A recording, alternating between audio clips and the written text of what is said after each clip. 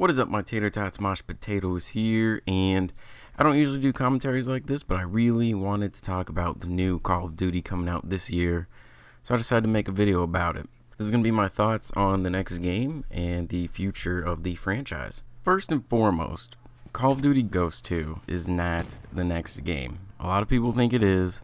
It's not going to be. That would be very stupid on Activision's part. Activision is all about making money, and putting Ghosts in the title of another Call of Duty game would hurt sales, and they wouldn't make as much money. It's really as simple as that, and people think, oh, because it had a cliffhanger that there has to be another one. The developers didn't know at the time that the game wasn't going to do well, so they can't predict those things. In my opinion, I think esports has a really big impact on the future of the games, because Activision bought MLG for $46 million, and they didn't do that for no reason. They're going to push the competitive scene really hard. So this makes me believe that the movement system that we currently see is going to stay for a while, at least a few years. Advanced Warfare started it, didn't do it very well, but Black Ops 3 made it much, much better. Now, I believe they're keeping this movement system because it makes the games a little bit more exciting, and it adds a different element to it. So I don't see the movement system going anywhere, which, since everyone wants the next game to be World War II, how is that going to work? There weren't people using booster packs and running on walls in World War II, but I'll get to that in a second. Now, I don't have a problem with them going towards the competitive route because that makes the games more balanced usually, so that's a good thing.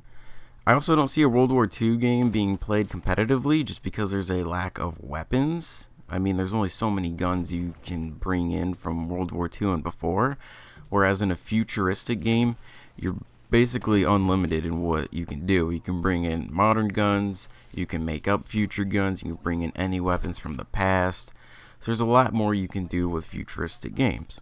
So since I believe the future of Call of Duty is going to be based around this movement system, because for some reason they're going to think that that's what people want and that's what's going to make competitive games entertaining, what does that mean for the next Call of Duty? Since everyone wants World War II, but I'm pretty sure we're staying in the future, how do we combine the past with the present? We do it with time travel. Now hear me out on this one. We're in the future, and there's a group that finds a time machine or creates one, and they go back in the past, more like towards World War II, because they want to see how technology was made. But in reality, what they're doing is they're going back in time to alter history to help benefit themselves in the future. Now, members of this group see this, and they don't like it, so they turn against them, and now it's the people in the past versus the people in the future in a war right now.